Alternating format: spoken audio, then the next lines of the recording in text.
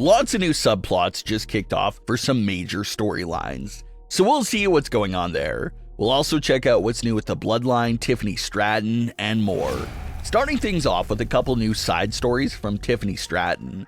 The future is obviously bright right now for Tiffany, and she's slowly starting to get a handful of storylines revolving around her. The biggest one obviously being that she's Miss Money in the Bank herself. She can have a title match at any place, anytime, no questions asked. So that instantly makes her a massive threat looming over the current champion and the entire division. Everyone knows how that briefcase works. As long as you have it in your possession, you're going to be the focal point of the show. Tiffany's other storyline is, of course, her current partnership with Nia Jax. Tiffany first approached Nia Jax with this idea shortly after the Queen of the Ring tournament. Nia thought about it for a few weeks, but ultimately took up Tiffany on that partnership offer.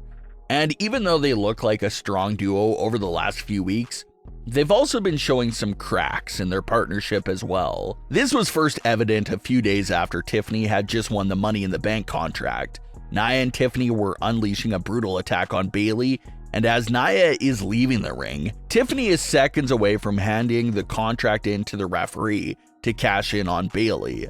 Nia Jax had to re-enter the ring and look at Tiffany with a look of confusion about what she was doing. And then Tiffany just turned away and didn't cash in.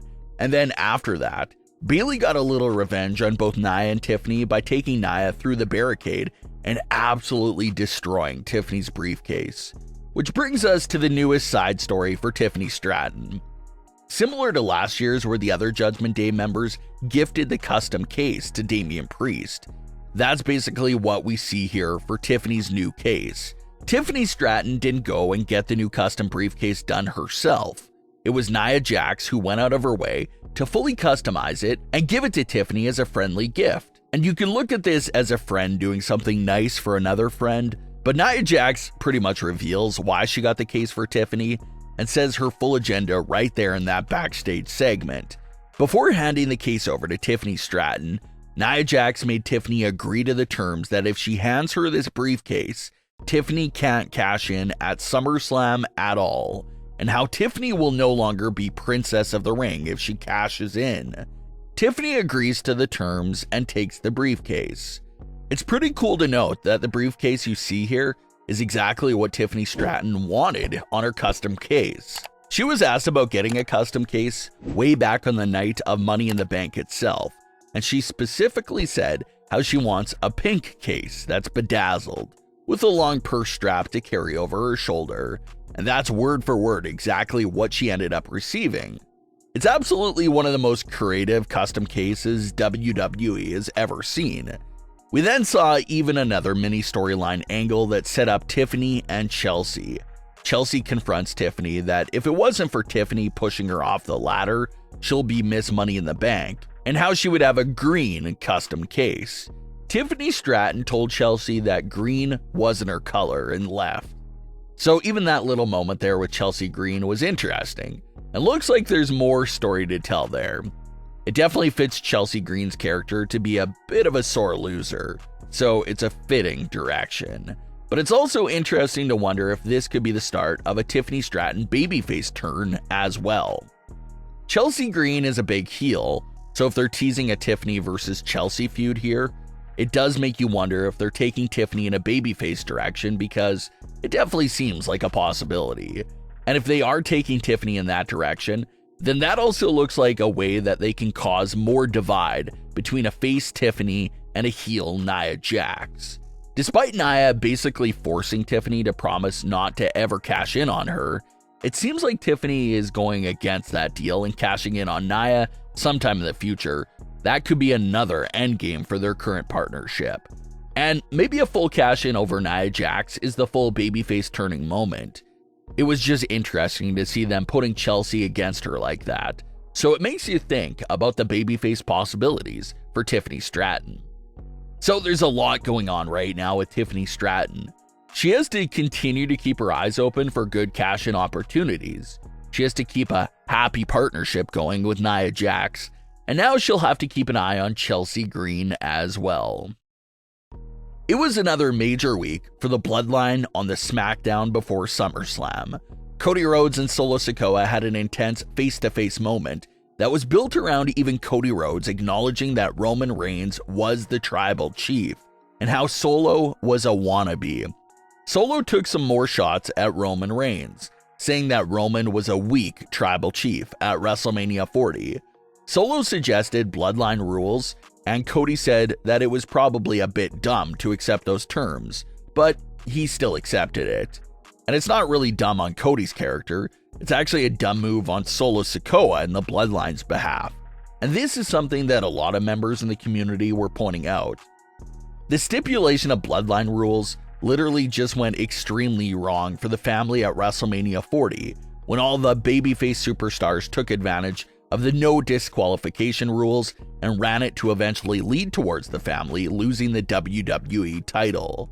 And now, a few months later, the Bloodline suggests Bloodline Rules, as if they have no memory of what happened at WrestleMania 40. So Cody doesn't look dumb in this instance at all. You can actually say he's smart to accept it, because Bloodline Rules worked out in his favor last time. The ones that look a bit dumb here is the Bloodline, because that stipulation always goes wrong for them in recent times. Yet they keep going back to it. It kind of makes you wonder about when will they learn their lesson about this stipulation. You can absolutely say the original way the Bloodline interfered with matches was way more effective. It used to be a standard match with the Bloodline distracting the referees and causing unfair chaos and advantages in the match. That was the real effective version of Bloodline Rules. But the idea of going into the match with Bloodline Rules is pretty dumb on the Bloodline's part, because obviously now the babyface side has every right to cheat as much as you do.